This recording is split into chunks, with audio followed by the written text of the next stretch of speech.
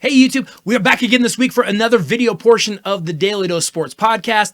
Hope everyone out there is doing well. Hope you're all staying healthy.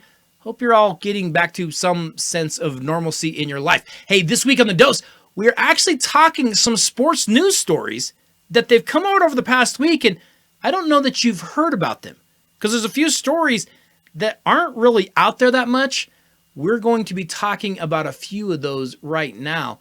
We'll see which ones that you've actually heard about. Let's jump in right now. And let's shift over to soccer, NBA, I don't know what you want to call it.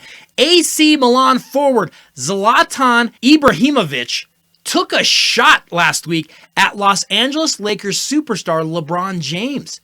Ibrahimovic said in an interview on Thursday that sports people like LeBron James, who has been one of the NBA's leading voices against racial injustice and police brutality, should probably avoid making the mistake of getting involved in political matters and instead maybe put more of your focus just on sports. But LeBron James took issue with that. And in fact, he had a number of things to say after Ibrahimovic talked about him in that way. Here's what LeBron had to say. "I will never shut up about things that are wrong. I preach about my people.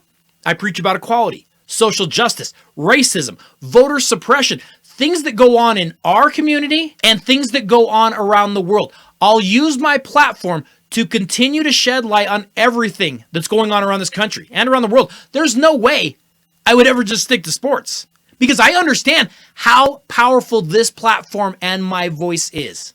I speak from a very educated mind.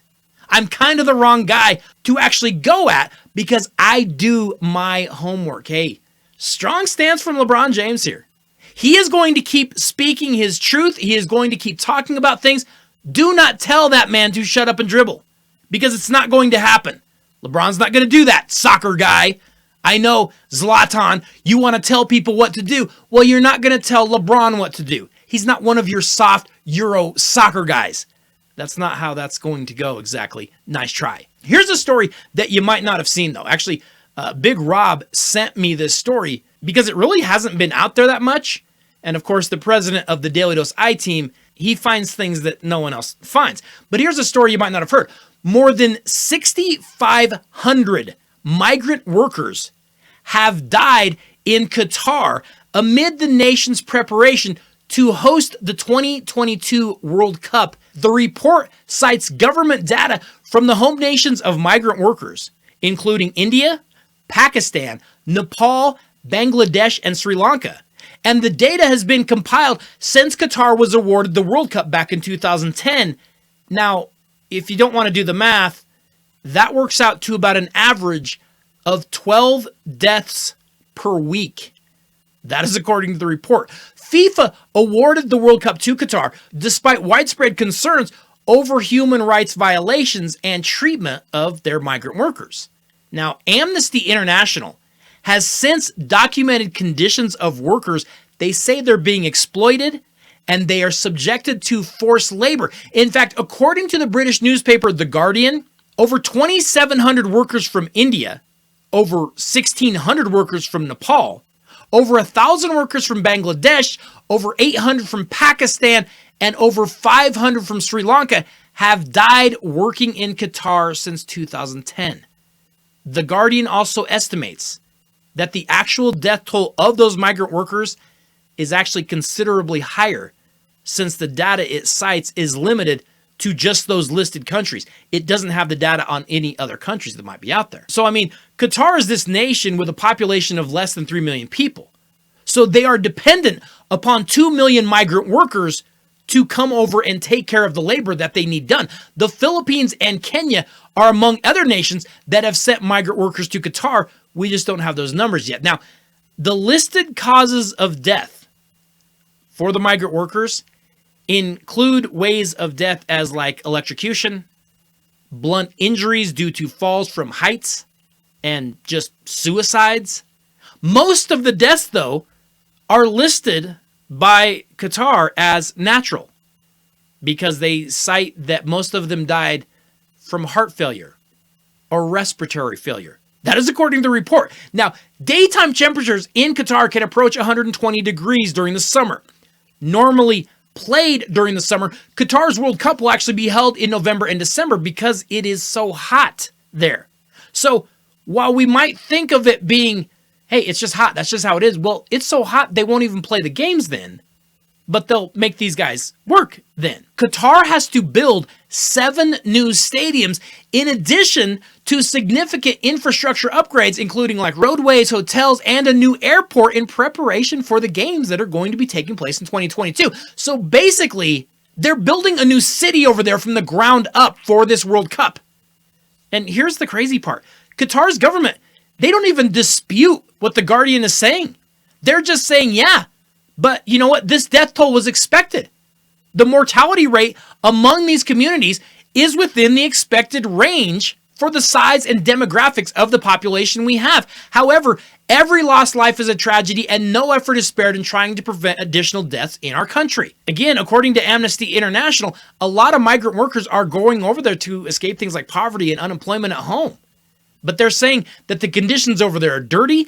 8 workers are living in a single room once they arrive. Workers are sometimes promised a huge salary only to be provided a different lower wage once they arrive. They're recruiting people there by promising them huge money and then not giving them any money. Hey, LeBron, pretty big cause here. Deals directly with sports. Perhaps you should, I don't know, issue a statement on civil rights being violated here. I mean, you could probably bring some much needed attention to this story. This is horrible. What is going on getting ready for this World Cup? I realize it's not your sport, but do you realize the light you could cast on it, LeBron? I know you're not going to shut up and dribble. I get it. Cool. Why don't you go ahead and bring some light on this really, really horrible story? Anyways, one final story. It's actually in the NBA that we're going to touch on this week. Former NBA player Jeremy Lin said he has been called coronavirus by other players while playing in a basketball game over the past year in NBA games or NBA sanctioned games. Lin, of course, is a 9-year NBA veteran. He currently plays for the G League. He plays for the Santa Cruz Warriors. In an appearance on NBC Sports Bay Area's Race in America, A Candid Conversation, that's what the show is called, Lin called for unity after violence against Asian Americans. Here's what Lin had to say. Being an Asian American doesn't mean we don't experience poverty and racism. Being a 9-year NBA veteran doesn't protect me from being called coronavirus on the court. Being a man of faith doesn't mean I don't fight for justice for myself and for others. I feel bad for somebody who harbors hate for somebody else who they've never met just based on a skin color.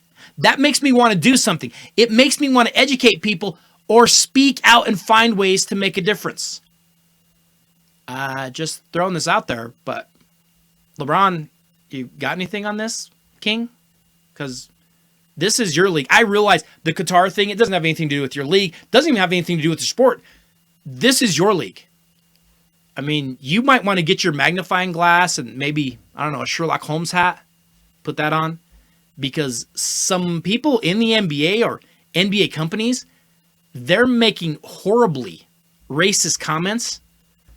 I haven't heard you conducting an investigation.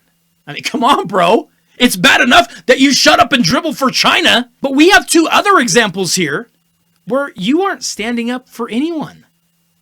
LeBron, stop telling us there's no way you're going to just shut up and dribble. There's no way you're just going to shut up and stick to sports. Because yes, you will. You will shut up when it comes to China. You will shut up when it comes to Qatar. And you will shut up and dribble in your very own basketball league that apparently has some people making racist comments on the court as you work. I hate to keep reminding people this, but standing up for popular causes, it's not brave or bold. It's easy. But do you realize the noise that someone like LeBron James could make about the genocide going on right now in China? Do you realize if like LeBron and James Harden and Chris Paul and Steph Curry and Kevin Durant and Steve Kerr and Greg Popovich, if they all stood up and they actually brought attention to some of these situations we talked about today, whether it's China or Qatar or someone saying something horrible to Jeremy Lin, any of these situations, you could have a very, very positive impact. But, I mean, they won't do it. because China would pull their money from the NBA, so that's not going to happen. They're not going to point at their own league, so that's not going to happen either. And I realize Qatar doesn't affect them in any way, but do you realize how much light they could shed on that subject? If you want to be the next Muhammad Ali, you might have to take on causes that might step on some toes. They might make you unpopular. In fact, it might make some people uncomfortable. But you're not really going to do that. You like to beat your chest about causes that are easy causes. Causes that are easy to sit there and say, hey, I'm against racism. Yeah, we're all against racism. We get that, tough guy. Why don't you go out and stand up against some of those causes? Because they'd be a lot tougher to stand up for. You might not be quite as popular. You can say you won't shut up and dribble, but I see you shut up and dribble pretty much every single day. Okay, YouTube, make sure that you go out and you check out the rest of the podcast. We've got a number of things that we've got to talk about today. We're actually talking a little bit about the NBA. We're looking at the NBA at the midway point. Who are the top teams? Who are some of the worst teams? And we have a Daly Dose top 5 for you that you won't want to miss. On Sunday, this coming Sunday, is the NBA All-Star Game. What are the most memorable moments in All-Star Game history? Something for you to think about, but be sure that you go out and you check out the rest of the podcast. I will leave a link here in the comments for you so that you can find it very, very easily. Hope you're all doing well. Hope you're all staying healthy. I will see you all next Wednesday. Have a great week.